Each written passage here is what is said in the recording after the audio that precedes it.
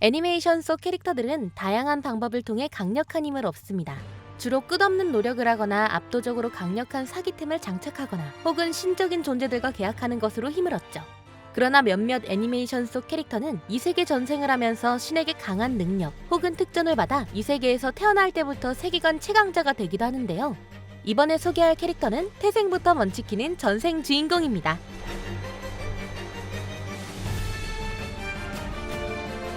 전생했더니 슬라임이었던 건에 대하여 줄여서 전생슬의 주인공 리무르는 원래는 일본에서 회사를 다니던 평범한 회사원입니다. 그는 회사 후배와 만나기로 한 장소에서 묻지마 살인범에게 칼을 맞아 사망했는데요.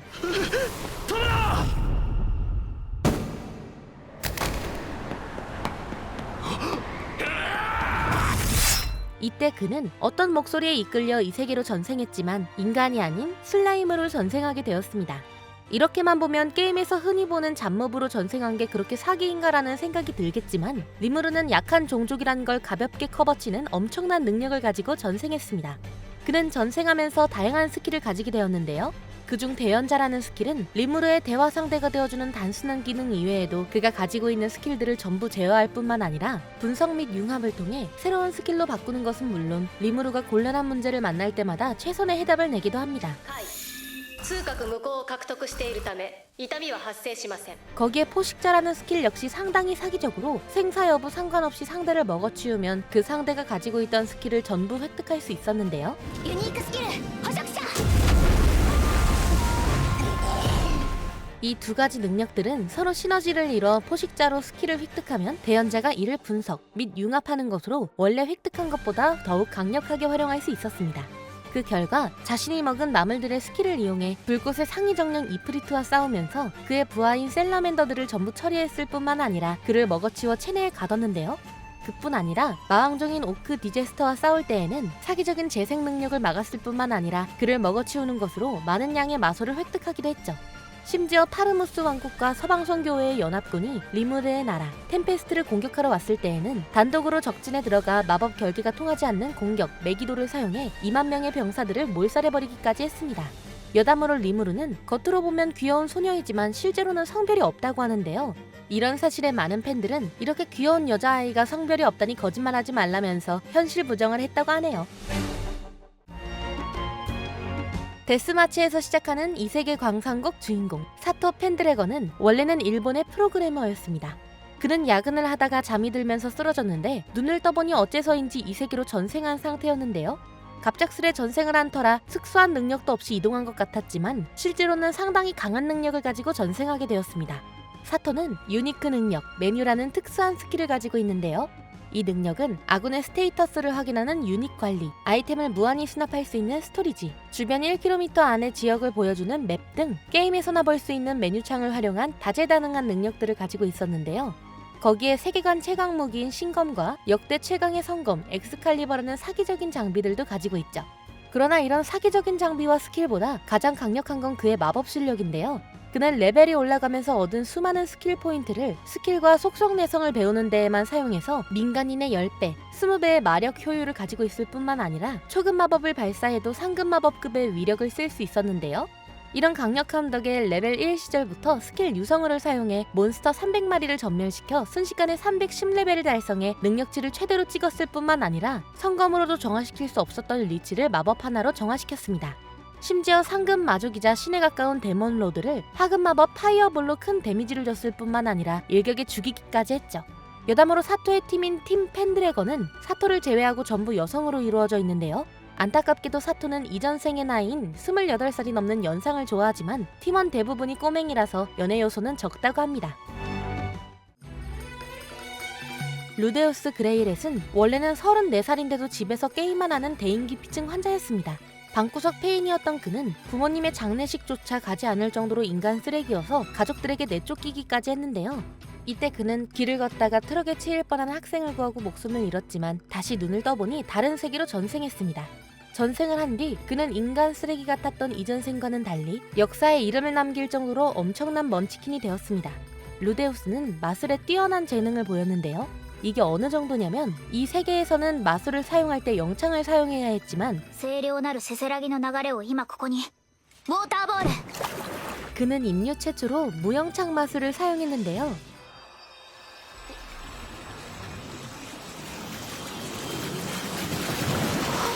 거기에 이전 삶과는 다르게 성실하게 살고 검왕과 함께 검술 훈련을 하며 신체 능력을 상당히 상승시켰을 뿐만 아니라 막의 대제라고 불리는 키시리카에게 예견안을 받아 1초에서 5초까지 미래와 현재를 겹쳐보는 예지 능력도 얻었습니다.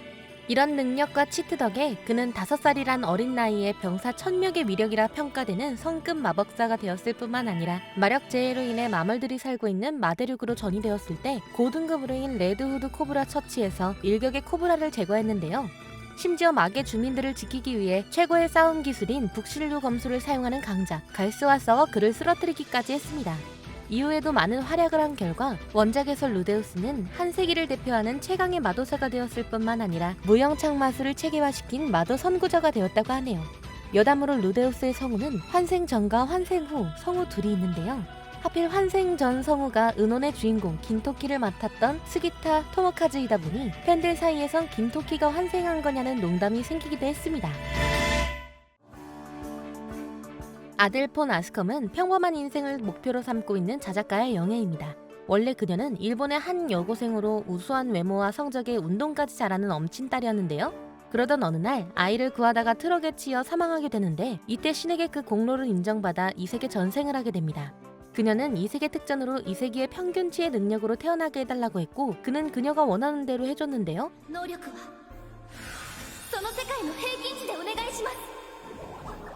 이렇게 보면 그냥 평범한 능력치를 가진 애가 왜 먼치킨이라는 거지라는 생각이 드실 테지만 실제로는 그녀조차 생각하지 못한 최강의 능력을 얻게 되었습니다. 아델은 본인이 원하던 대로 평균치의 능력을 받았는데 문제는 이 평균치가 인간의 평균치가 아닌 전 종족의 평균치라는 미친 수치를 받은 것이었는데요. 이게 어느 정도냐면 이 세계의 최강 종족인 고룡과 최하의 인간의 중간 능력치를 받아서 근력, 마력, 신체 능력, 동체 시력, 반응 속도 등 모든 면이 작중 최강으로 평가되었을 정도입니다. 특히 마력의 경우 인간 마법사 평균치의 6800배라는 괴랄한 수치를 가졌을 뿐만 아니라 마법사의 자질과 관련된 능력인 나노머신 사용 권한 레벨조차 고룡을 뛰어넘는 5레벨에 속합니다. 이 덕에 아델은 자신보다 권한 레벨이 낮은 모든 대상의 나노머신 권리를 박탈할 수 있으며 그녀가 원한다면 혼자서 세계를 멸망시킬 수도 있죠. 이런 괴랄하고 미친 능력으로 그녀는 자신을 위협하는 불량배들을 빠르게 기절시킬 뿐만 아니라 자신을 무시한 A랭크 모험가들을 혼자서 전멸시키기까지 했는데요. 이뿐 아니라 학교 생활 도중 동료들이 고전하던 괴조를 초급 마법 파이어볼 하나로 해치웠으며 현역 헌터들과의 대련에서 그들을 순식간에 제압하기도 했습니다. 심지어 군대가 와야 이길 수 있는 고룡 3마리와 싸우기도 했는데요. 이때 그녀는 모두가 상처 입히지도 못한 고룡들을 쉽게 압도하는 세계관 최강자의 모습을 보여주기도 했죠. 여담으로 아델은 원작 1권에서부터 환생 전 이름인 쿠리아라 마사토, 환생 후 본명인 아델폰 아스컴, 가명인 마일 이렇게 3개의 이름을 사용하게 되었는데요. 환생 전 이름은 잠깐 언급되는 정도이지만 작품의 대부분을 마일이라는 가명을 쓰는 바람에 몇몇 시청자들은 얘 본명이 마일 아닌가라는 반응을 보였다고 합니다. 정령 환상기의 주인공 리오는 원래 일본에 살고 있던 평범한 대학생이었습니다. 그는 어린 시절 소꿉친구인 미아루와 결혼하기로 약속했지만 고등학생이 된 어느 날 미아루가 실종되었는데요. 이날 이후 대학생이 돼서도 실종된 미아루를 계속 찾다가 버스기사의 졸음운전으로 인해 교통사고로 죽게 되고 이 이후 이 세계로 전생하게 되었습니다. 이때 그는 이 세계에서 상상도 못할 강력함을 가지게 됩니다. 리오는 원래 세계의 지식을 가지고 있어서 어린 나이임에도 불구하고 상당히 어른스러운 것은 물론 뛰어난 지능을 가지고 있었는데요. 이 지능 덕에 처음에는 전생을 막 한 나머지 글자조차 읽지 못했지만 빠르게 문자를 습득했을 뿐만 아니라 반년 만에 학년 수석을 하기도 했습니다. 이뿐 아니라 마법과 검술에도 상당히 재능이 있어 전속성의 마법을 다룰 뿐만 아니라 마법의 술식을 완벽히 다뤘는데요. 거기에 자신이 준 고위 정령이자 인간을 초월하여 반신이 된 초월자 중 한 명이 만든 정령 아이시아의 도움으로 검술을 배워 상상 이상의 검술 실력을 가지게 되었고 나중에는 자신이 초월자 중 최강자인 류오의 환생이라는 것을 알게 되며 아이시아에게 힘을 받아 초월자로 각성하기까지 했죠. 이런 능력들 덕에 처음 싸우는데도 불구하고 자신을 죽이러 온 암살자를 일방적으로 제압했으며 왕국 기사와의 교류 시합에서 명문 귀족인 기사를 겨우 몇 탑 만에 이기기까지 했습니다. 이뿐 아니라 12살에는 강력한 고대마물 미노타우루스를 혼자서 압도했고 13살에는 카라스기 왕국 최고 전사인 고우키와 대결해서 이기기까지 했는데요. 심지어 히로인 중 한 명이 강제 결혼을 하게 될 위기에 처하자 한 국가의 정예 부대로 혼자서 이길 뿐만 아니라 왕의 검이라고 불리는 최강의 기사를 단도 두자르와 신체 강화로 밀리기까지 했죠. 여담으로 리오는 이전생부터 소꿉친구인 미하루만 좋아하는 수뇌부를 보였는데요. 특이한 건 이런 수뇌부를 보임에도 불구하고 에피소드마다 새로운 히로인들과 엮이는 하렘 라이프를 살고 있다고 하네요. 성검사의 금주영창의 주인공 하이무라 모로아는 아카네 학원에 입학한 학생입니다. 이 학원의 학생들은 전부 전생의 기억과 그 힘을 가진 사람들로 세이버라고 불리는 윤회 전생자들인데요. 遠い前世の記憶を受け継ぎ奇跡の力であるアンセスタルアーツを使いこなすことのできるものなのです。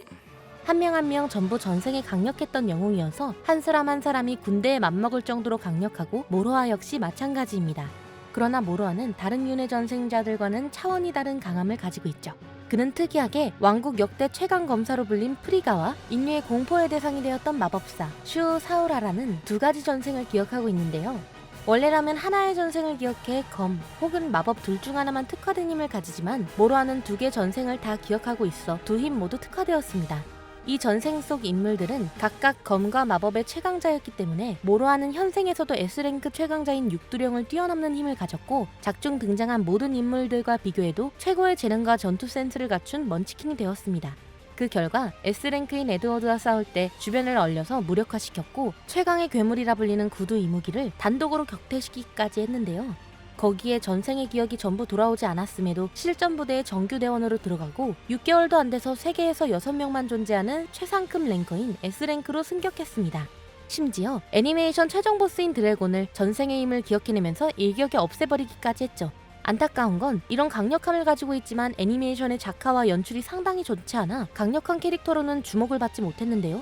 특이한 건 이 이상한 연출과 작품 때문에 오히려 시청자들에게 웃음을 이끌어내 작품 자체가 컬트적인 인기를 얻어 모로아는 다른 의미로 많은 사람들의 기억에 남게 되었다고 합니다. 아즈사 아이자와는 한적한 시골의 작은 집에서 슬로우 라이프를 살고 있는 마녀입니다. 그는 이전 생에 블랙 기업에서 5년간 혹사당하다가 과로사로 인해 죽은 불쌍한 회사원인데요. 이를 불쌍하게 여긴 이 세계의 신이 그녀에게 다음 생에서는 원하는 걸 주겠다고 했고 이에 아즈사는 불로불사만 가지길 원했습니다. 그녀의 소원은 그대로 이루어졌고 아즈사는 생전 원하는 대로 한적한 시골에서 슬로우 라이프를 즐기게 되었죠. 그러나 300년이 지난 현재 아즈사는 자신도 모르는 사이에 세계관 최강자가 되었습니다. 아즈사는 300년 동안 살면서 종종 몸풀기로 슬라임을 25마리에서 50마리 정도를 잡으며 살다가 어느 순간 획득 경험치 증가라는 특수 능력을 얻었는데요. 이 능력은 몬스터를 잡으면 한 마리당 추가 경험치를 2를 얻는 소소한 능력이지만 아즈사는 300년 동안 매일매일 슬라임을 최소 25마리씩 이상 잡다 보니 그녀가 쌓은 경험치는 상상을 초월한 수치가 되었고 그 결과 모든 능력치가 최고 수치에 도달한 만렙을 달성했습니다. 이렇다 보니 그녀는 신체 능력과 마법 수준이 작중 최강인 수준으로 나오는데요. 단순한 평타 한두 대가 엄청난 치명타로 나오는 것은 물론이고 마법 역시 창작 스킬을 이용해 새롭게 구성할 수 있는 전능한 모습을 보여줍니다. 이런 강력함을 얻은 그녀는 레드 드래곤인 라이카가 자신에게 싸움을 걸자 얼음 마법으로 입을 얼어붙게 하고는 원펀치로 때려 눕혔는데요.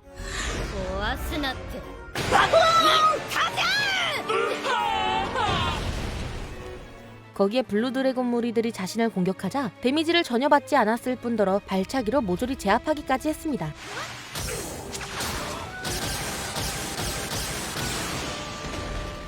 심지어 마왕과 싸울 때에는 공격을 전부 회피할 뿐만 아니라 주먹으로 마왕의 무기를 파괴하고 그녀를 패배시키기까지 했죠. 여담으로 아즈사는 과로로 인해 죽은 기억 때문에 노동에 대해서는 단호한 모습을 보이는데요. 실제로 라이카가 자신의 집을 부숴 다시 지을 때 늦게까지 일하겠다고 하자 극구 말리고 휴식을 취하게 했죠.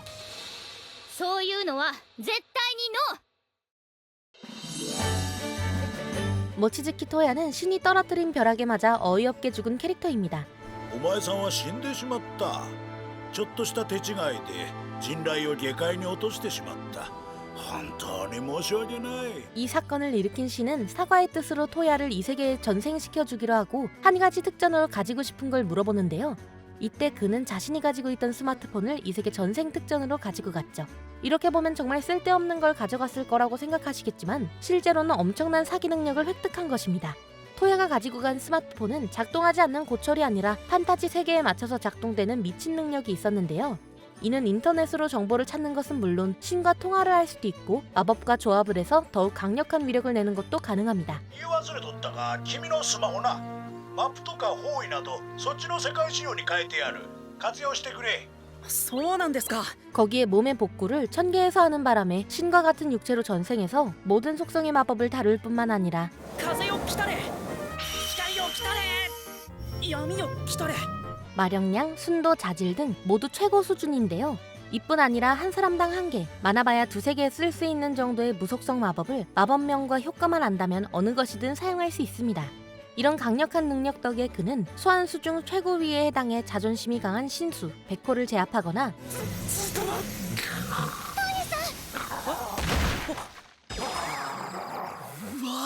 수인의 왕과 싸워 그를 이기기도 했는데요. 심지어 마을을 파괴하려는 검은 용과 싸울 때에는 마법 한 방에 추락시켰을 뿐만 아니라 같은 파티원과의 협풍으로 쓰러뜨리기까지 했죠.